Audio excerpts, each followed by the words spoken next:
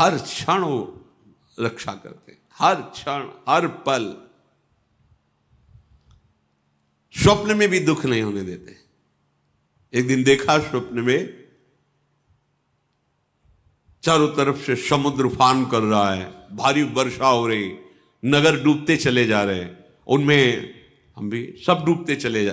अभी घबराहट पैदा हुई, स्वप्न है, घबराहट एकदम पैदा हुई। एक बालक इतना बड़ा जाता है, अंगुली पकड़ता है, चलो हमें वो मार्ग पता है जहां ये समुद्र तुम्हें डुबो नहीं पाएगा, दौड़ो हमारे साथ। अचानक ऐसे ऊंचे स्थान पर ले जाता है, आप बिल्कुल निश्चिंत रहो, यहां कोई भी पानी नहीं आ सकता। आंख खुली एकदम, इतना दिल अगर देखो, स्वप्न में भी डर नहीं पैदा होने देते, स्वप्न में भी दुख पैदा नहीं। शरणागत वत्सल भगवान स्वप्न में भी दुख, फिर जागृत की क्या कहे, आश्रय लेके तो देखो। बहिर्गत दृगंतर धैर्य मालंब, सहारा लो किसका, प्रभु का, और धैर्य धारण करो, सहना सीख जाओ। कैसे आप सह पाओगे, इसके लिए उपाय नित्य स्मृति, नित्य निरंतर भगवान की स्मृति। ये बहुत बड़े स्मरण, बहुत बड़ी उपलब्धि है। ये बाहरी साधनों की बात यहां नहीं कह रहे, स्मृति सिर्फ अंदर की बात होती है। माला जपना जप कहलाता है, बाहरी कष्ट सहना तप कहलाता है। साफ पवित्र क्रियाएं हैं, भागवतिक क्रियाएं हैं, शुभ क्रियाएं हैं, अशुभ क्रियाएं हैं, बहुत सब।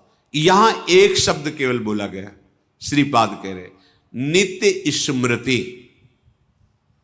गीता जी का फल भी अर्जुन को जो मिला, तो नष्टो मोहा स्मृतिर लब्धा त्वत्प्रसादान्मयात्, ये स्मृति बहुत जोर की उपलब्धि है। मानो साधना का फल है अखंड स्मृति, बहुत बड़ी। यस्य स्मरण मात्रेण जन्म संसार बंधनात् विमुच्यते, जिनका स्मरण जन्म मरण से मुक्ति दिला देता है। हरि स्मृति सर्व विपद विमोक्षणम, कोई भी विपत्ति तुम्हें दुखी नहीं कर सकती, गिरा नहीं सकती, फंसा नहीं सकती, निराश नहीं कर सकती। कब, जब हरि स्मृति, हरि का स्मरण चल रहा है। और अगर हरि का स्मरण नहीं, तो कोई भी संपत्ति तुम्हें सुखी नहीं कर सकती। शंकर सहस विष्णु अज तो ही, सकहिन राख राम कर द्रोही। का हनुमंत विपति प्रभु सोई, जब तो सुमिरन भजन न होए। स्मृति रात दिन अपनी प्यारी जो प्यारे जो के नाम की स्मृति, रूप की स्मृति, लीला गुण की स्मृति, धाम की स्मृति, भगवत प्रेमी महात्माओं की स्मृति। जिनको नाम लेत दुख छूटत, सुख लूटत तिन संगति। जिनको नाम लेत दुख छूटत, सारे विघ्नों का नाश करने में समर्थ है प्रभु और प्रभु के प्रेमी जनों की स्मृति। नित्य स्मृति, इस पर ध्यान दो, यही तुमको सब सामर्थ्य देगी सहने की। हर समय मधुर मधुर स्मृति। नाम कितना मीठा, कितना रसमय, कितना सहज सरल, राधा राधा राधा। देखो जबकि कैसी अनुपम सामर्थ्य आपके हृदय में आती है। और ये केवल भावुकता का निर्णय नहीं है। पूज्य राधा बाबा महाराज ऐसे संत जो शास्त्र के एक अक्षर की भी कभी अवहेलना नहीं, एक अक्षर, पूरा श्लोक या शब्द तो बात जाने दो, शास्त्र प्रमाण से जो अपने जीवन को बांध के रखे, वो महापुरुष। संन्यास से नाम में, नाम जुगल नाम से विश्राम भूमि राधा नाम। जब राधा नाम का परिचय जागृत हुआ तो बाबा सब भूल गए। संन्यास का मंत्र तो कीर्तन से ही रुकने लगा था गीता वाटिका में। भाई जी की कृपा से फिर जुगल नाम, और जुगल नाम की कृपा से राधा नाम, और राधा नाम की कृपा में ऐसे डूब गए, राधा राधा राधा राधा राधा राधा राधा राधा। ऐसे ऐसे परम ज्ञानी महात्मा जो पूज्य श्री जयदयाल जी महाराज जब श्री कृष्ण स्वरूप का वर्णन किए तो उन्होंने कहा कि मेरी रुचि नहीं है। क्यों? ब्रह्म है मुझे पता है, पर ये स्वीकार करके माया को और रूप धारण किए हुए हम तो पर ब्रह्म परमात्मा तत्व की उपासना करते हैं। मुझे एक बार भाई जी से मिलो कभी, हमें किसी से मिलने की आवश्यकता नहीं। संयोग बना तो वही कहां स्थित हो गए, राधा राधा राधा। और भाई जी के प्रति कैसी श्रद्धा कि जैसे अपने प्रेमी जन वृंदावन धाम की निष्ठा ले लेते, प्राण चाहे छूट जाए धाम नहीं छूटेगा, ऐसे उन्होंने भाई जी के शरीर के साथ का क्षेत्र संन्यास लिया। जहां भाई जी का शरीर वहीं राधा बाबा का शरीर, जहां उनकी चिता लगी वहीं टीन छवा के पूरा जीवन व्यतीत किया। राधा राधा राधा। क्या चला जाएगा? जो तुम्हें चाहिए वो सब कुछ आ जाएगा। आप विश्वास करके तो चलो। वृंदारण्य मन्यान अपेक्षा, किसी की अपेक्षा मत रखो। वृंदावन का आश्रय ले लो, ये राधा नाम में प्रीति करवा देगा। इसके सिवा और प्रीति हो भी नहीं सकती। अगर कोई राधा बोलता है, राधा सुनता है, राधा जपने की भावना रखता है तो वृंदावन धाम उस पर बरस गया है। रेश वृंदावनस्य यत्तन्नाम स्फुरति महिमा रेश वृंदावनस्य। ये जो राधा नाम स्फुरित हो रहा है ये वृंदावन की कृपा से हो रहा है। और राधा नाम की कृपा स्मृति में बदलेगी। स्मृति ये किया नहीं जाता, जब किया नहीं जाता वो स्वाभाविक चलता है। जैसे कोई दिल को मशला करे, एक आनंदमयी पीड़ा के साथ राधा राधा राधा राधा जपते जपते ऐसी अतृप्ति की अभी हमसे जब होता ही नहीं, वो भजन होता ही नहीं जो होना चाहिए। बार बार फिर रोना, फिर पुकारना, फिर उनके साथ विहरण करना, ये सब प्राप्त हो जाता है। तो देहस्मिन् नति कुत्सिते त्यज वृथाध्यासम यथा संस्मृति। ये देहाभिमान छोड़ो, ये बहुत गंदा देह है। भगवत प्राप्ति कर लो तो धन्य, उन्हें तो किसी काम का नहीं है। यहां जितने भी श्रीधाम वृंदावन के उपासक वासी खगमृग पशु पंछी, ये सब चिदानंद हैं। हमारी दृष्टि पार्थिव है इसलिए हम नहीं देख पा रहे हैं। घोरा चिंते चिदघनम निज बपु सर्वंच वृंदावने। यदि आप वृंदावन का आश्रय लेकर के इस शरीराभिमान को छोड़कर राधा राधा रटोगे तो निज बपु तुम अपने स्वरूप को प्राप्त हो जाओगे, जो बड़ा कठिन है स्वरूप में स्थित होना। घोरा संत विपत्ति कोट ही तुम याहिनो विक्रिया। विचलित मत होना, चाहे जितनी घोर विपत्ति आ जाए। अपनी उपासना को मत छोड़ना, अपने भाव को मत कम होने देना। ये माया का नाटक है, वो रच सकती है ऐसी विपत्ति, ऐसी दुखद परिस्थिति कि आप लोग को लगेगा, कहते थे नाम जप करो सब सुख मिल जाएगा। यहां तो सब सुख हमारे माने हुए लुट रहे हैं, क्योंकि तुम्हारे माने हुए हैं। जिसका तुम भजन कर रहे हो अब वो तुमको इन खिलौनों से हटाकर अपने साथ खिलाना चाहता है। अहो भाग्य! अब वो तुम्हें परम सुख में निमग्न करना चाहता है। तुम किसी भी विकार से विचलित मत होना। किसी भी विपत्ति से, चाहे कोटे करोड़ों विपत्ति आ जाए, विचलित मत होना।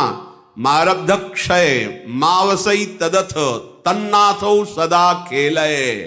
तुम्हारे शरीर का रचा हुआ प्रारब्ध नाश हो रहा है। अब तुम्हारा वो शरीर तुम्हें अनुभव में आएगा जिसके तन्नाथो सदा खेले। अपने नाथ श्यामा श्याम के साथ सदा रहने को मिलेगा, खेलने को मिलेगा। उनके साथ हर क्षण हमारा व्यतीत होगा। सोचो कितना बड़ा लाभ हमें अपने प्राणाराध्य श्यामा श्याम के साथ रहने को मिलेगा। उनका उच्छिष्टामृत पान करते हुए उनकी लीला में महासुख में निमग्न। ये जब तक देह भाव है तब तक केवल सद असद क्रियाएं होती रहती है। ध्यान देना हमारी बात पर। उसे ब्रह्मानुभूति या भगवदानंद की छाया भी अनुभव में नहीं आएगी। यह अध्यात्म है, ये बुद्धि की धरा से नहीं, ये बुद्धि के लय होने पर होती है। और जितना ऐसा बुद्धि की ही ये चालबाजी है, जब तक हमारी बुद्धि तत्व में लय नहीं हो जाती, ब्रह्म में नहीं हो जाती, भगवत में नहीं हो जाती, तब तक विशुद्ध ज्ञान, परम शांति, परम सुख, परमानंद, ये सब केवल बातों में रहता है, अनुभूति में नहीं आता। इसलिए आदेश करते हैं, यदि तुम्हें सत्संग मिला है तो कम से कम थोड़ा तो विचार करना शुरू करो कि ये शरीर में नहीं हूं,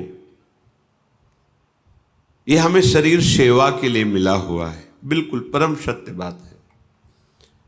ऐसी कमाई करो अच्छे कर्मों की और उनको प्रभु में समर्पित कर दो।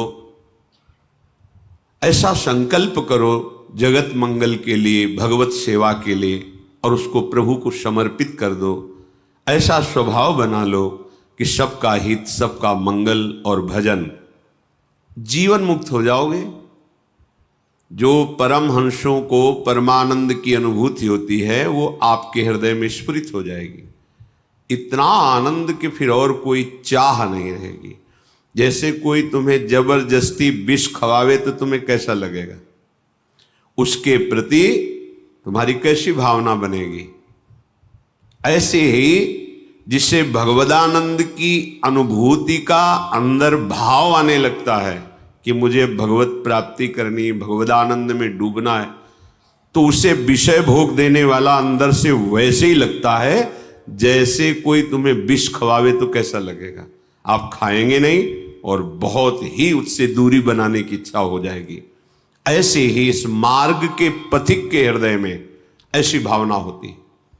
त्याजी नहीं, वास्तविक हृदय से कहता हूं, जिसे तुम सुख समझ रहे हो, जिसे अपने लोग सुख समझ रहे हैं भोगों को, ये केवल फसाव है, माया का एक भुलावा है, उसमें सुख नहीं है। सुख देखना है तो एक बार इस जन्म में निश्चय करो। इसी भुलावे सुख में आपने अनंत जन्म व्यतीत किए, पर अभी तक आपके हाथ कुछ नहीं लगा। एक बार बात मान लो और ये जन्म प्रभु को दे दो। अगर इस लोक और परलोक की कोई भी कामना तुम्हारी बकाया रह जाए तो हमें बताना, डूब जाओगे, परमानंद में डूब जाओगे। तुम्हें सोचना नहीं पड़ेगा, सोच खत्म हो जाएगी। बिना सोचे सब होगा जो तुम करके सोच के भी नहीं कर पा रहे हो। प्रसन्नात्मा न सोचती न कांक्षति, कैसी अद्भुत स्थिति। पर इसके लिए आपको ये छोड़ना पड़ेगा। ये जो कुत्सित शरीर में अहमता, ममता, गंदी बातें देखना, सुनना, भोगना, ये छोड़ना होगा। क्योंकि इसको जब तक नहीं छोड़ोगे तो शरीर भाव तुम्हारा और पुष्ट होता रहेगा। शरीर भाव पुष्ट होता रहेगा तो जन्म, मृत्यु, नाना प्रकार के दुख सुख ये आकर्षित करते रहेंगे। जहां आपने अधर्माचरण छोड़ा और भगवत चिंतन कर रहे, आपका हृदय निर्मल होने लगेगा। तो ये शरीर अपने आप अलग दिखाई देगा। उसमें मैं शरीर नहीं हूं ऐसा चिंतन नहीं करना पड़ता, अपने आप ये अलग दिखाई देता है। मन बुद्धि अपने आप अलग दिखाई देते हैं, स्वभाव अपने आप अलग दिखाई देता है। और जब इन तीनों का बाध हो जाता है, स्थूल सूक्ष्म कारण, तो जो बचा वो अपना स्वरूप होता है। जब स्वरूप में तन्मय हुआ तो कुछ बचा ही नहीं, सब ब्रह्ममय हो जाता है। लगो, अनंत जन्म लगा दिए जहां तुम्हारे हाथ कुछ नहीं लगा। एक बार प्रार्थना मान लो, सब कार्य करते हुए। हम ये नहीं कहते कि आप सब छोड़ करके किसी गुफा में चले जाओ, समय नहीं है। जहां हो वहीं रहते हुए इतना समझ लो कि ये देह तुम्हारी तत्रापि क्षणभंगु रहा है, दुर्लभ, पर कभी भी नष्ट हो सकती है। किसी भी उपाय से तुम इसे बचा नहीं सकते देह को, इसका नाश अवश्यंभावी है। तो इस देह के छूटते छूटते तुम ऐसी कमाई कर लो कि तुम्हें आगे दुख न देखना पड़े। जो अज्ञानी जन हैं, जिनको सत्संग प्राप्त नहीं है भगवत कृपा से, वो जब भागवतिक बातें सुनते हैं तो उनको विश्वास नहीं होता। क्यों? क्योंकि इतना असत आचरणों में वो लीन है कि ये बात भी उनको समझ में नहीं आती, बर्दाश्त नहीं होता कि इसको छोड़ करके भी कोई सुख है, और जबकि जिसे सुख कहते हैं वो इसके छोड़ने में ही है। त्यागात शांति अनंतरम, सब शांति चाहते पर भोग के, और भगवान कह रहे जिन्होंने रचा है त्यागात शांति अनंतरम, त्याग करते ही शांति का प्रादुर्भाव हो जाता है। वो शांति जो किसी भी स्थिति में विचलित ना कर सके, उसका ज्ञान प्राप्त होता है इस शांति से, और उस ज्ञान से वो अपनी इंद्रियों को, मन को अंतर्मुख कर लेता है। फिर जो उसे स्वरूप बोध होता है, फिर वो परम शांति मचिरेणाधिगच्छति। आप कोई भी द्वंद्व, महाप्रलय भी उसके हृदय में दुख पैदा नहीं कर सकती। ये है सुख जिसका कभी नाश नहीं होता। इसी की प्राप्ति केवल इस मनुष्य शरीर से है और किसी शरीर से नहीं। ये सब तो आप खुद देख लो, पशु पक्षी भोग रहे हैं, पशु पक्षी नींद ले रहे हैं, आहार कर रहे हैं, उनको भी भय है। देखो, उनको भी बाल बच्चा पैदा करने की प्रक्रिया मालूम है, उनकी भी संतानें होती, वो अपने भी संतान से प्यार करते हैं, वो भी मेहनत करके दाना पानी ला के अपने बच्चे का पोषण करते। आप में और उनमें अंतर क्या रह गया? पशुओं में, पक्षियों में और आप में अंतर क्या रह गया, जिसके लिए शास्त्र जय घोष करते, दुर्लभो मानुषो देहो, बड़ा दुर्लभ मनुष्य देह। ये दुर्लभता है कि वो शरीर राग और भोग राग त्याग करके परमात्म चिंतन नहीं कर सकते। आप कर सकते हो, आप परमानंद की अनुभूति कर सकते हो। ये क्षुद्र ओस कणों से प्यास नहीं बुझेगी। एक बार हिम्मत करके इस दलदल से निकलने की चेष्टा करो।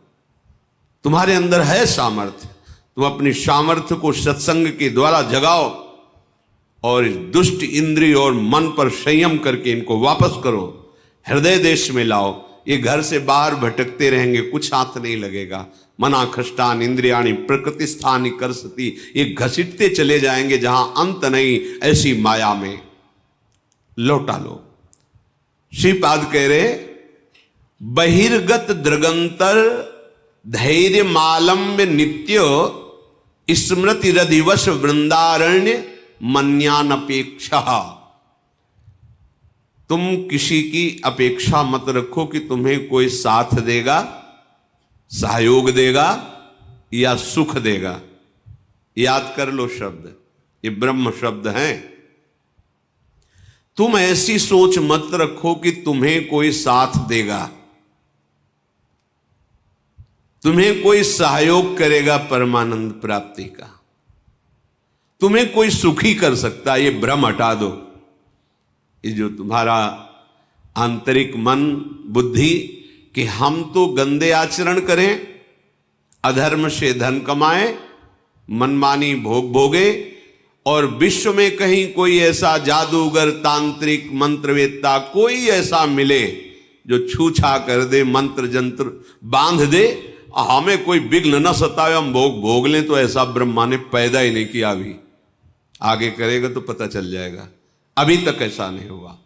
निज कृत कर्म भोग सुनु भ्राता। यदि किसी के पास जाने से, किसी प्रक्रिया से आपका आगंतुक विपत्ति नष्ट हो रही है, तो वो विधान पहले लिखा हुआ है।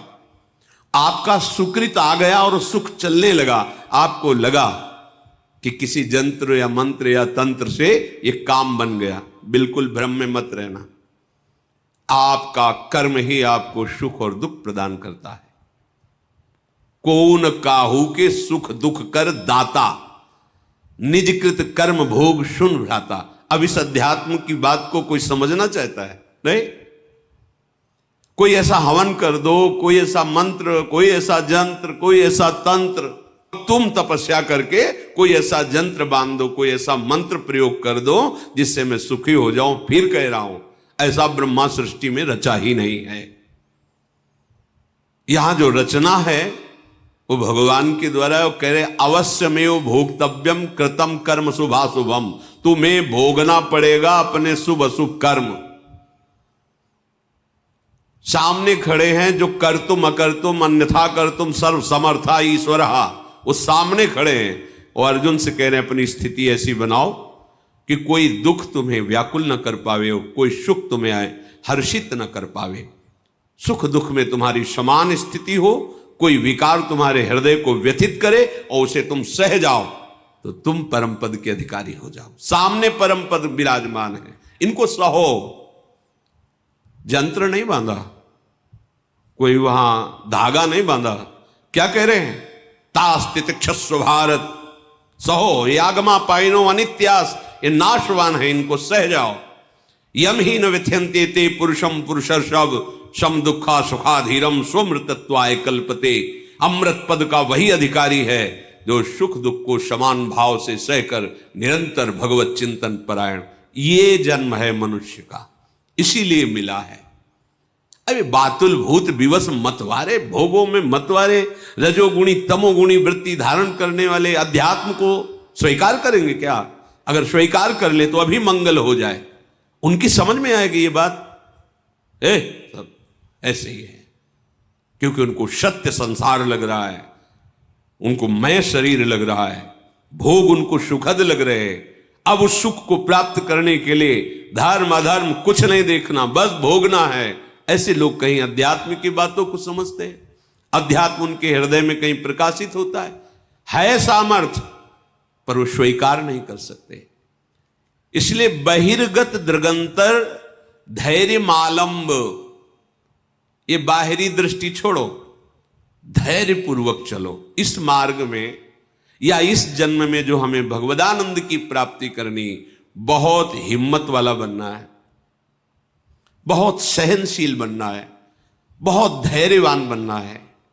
ये मन इंद्रियां आपको विचलित करेंगे, जलाएंगे, आप चुपचाप शांत। एक अंतर की बात कह रहे हैं, कामादि दोषों को शमन करने की अनुभूत बात। आप किसी से कहो मत कि मुझे कोई विकार आ रहा है, मेरी बात मान लेना। ये हम अपने हृदय की बात कहते हैं, किसी से भी मत कहो कि मेरे अंदर विकार आ रहा है। उससे क्या होगा? जब आप किसी से कहते हो, स्वीकार कर लेते हैं कि मेरे अंदर काम बहुत पीड़ा पहुंचा रहा है, तो उसकी सत्ता दृढ़ हो जाती है। ये तुम्हारी समझ में नहीं आएगी बात। ये असत हैं, इनका अस्तित्व तो नहीं है। नासतो विद्यते भाव, इनका कहीं भी भाव नहीं है ही नहीं। ये तुम्हारी स्वीकृति से, तुम्हारे चिंतन से है। अगर आपने कह दिया तो इनकी सत्ता दृढ़ हो जाती है, फिर ये और परेशान करते हैं। ना होने पर भी ये ठूठ का भूत है, शांत। हृदय जल रहा है, हृदय में प्रेरणा हो रही, गंदी दृष्टि करो, गंदी बात देखो, गंदी क्रियाओं में सुख, शांत। ना कोई चेष्टा और ना किसी को समझने दो, अपने आप अंदर ही भस्म हो जाएंगे। क्योंकि आपके हृदय में परम लक्ष्य भगवत प्राप्ति का और नाम जब सत्संग चल रहा है, शांत हो जाएंगे।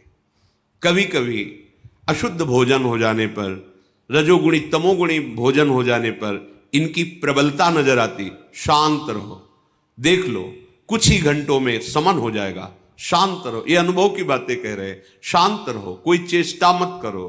भजन बने बने लेट जाओ, सो जाओ चुपचाप, कुसंग मत करो। कुछ ही घंटों में अपने आप वो गुण टिकेगा नहीं जो तमोगुण रजोगुण भोग वासना पैदा कर, शांत हो जाएगा। अगर कोई चेष्टा की, अगर कोई बाहरी वृत्ति वस्तु व्यक्ति स्थान का संयोग बनाया, वो संस्कार दृढ़ हो जाएंगे और आपको भोगों में सुख है ऐसा निश्चय हो जाएगा। भारी पतन होना शुरू हो गया। बहिर्गत दृगंतर धैर्य मालंब्य, धैर्य पूर्वक सह जाओ, धैर्य का सहारा लो। कोई तुम्हें सता नहीं सकता, थोड़ा जलन बर्दाश्त करो। दोनों तरफ जलन है, थोड़ी देर। ये मध्य में खड़े, इधर परमार्थ है अध्यात्म, इधर है मायामय मार्ग। इसमें प्रारंभ से लेके अंत तक जलन बढ़ती चली जाएगी माया में भोग वासना।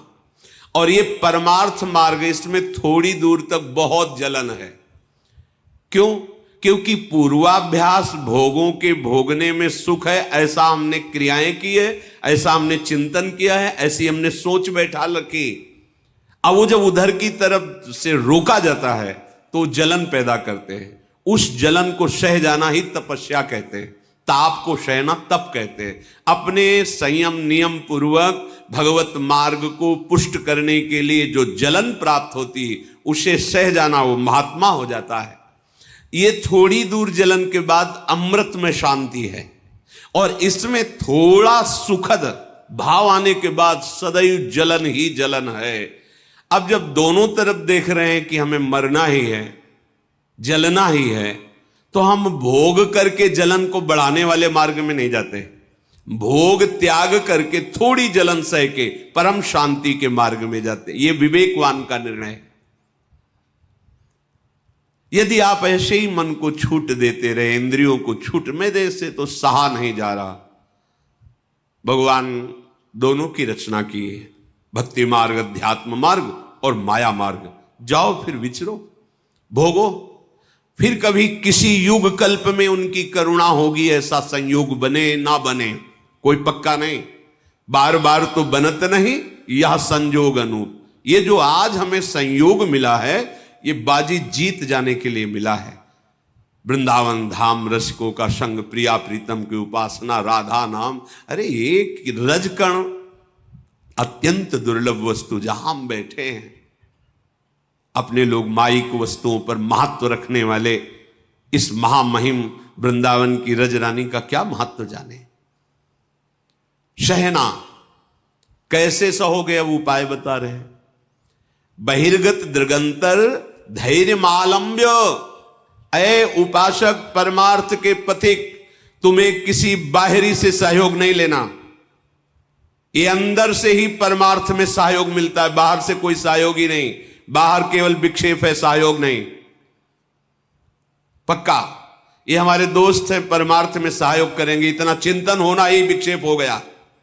अपने आराध्य देव से अन्य आश्रय नहीं, केवल हमारे साधन श्यामा श्याम, हमारे साध्य श्यामा श्याम।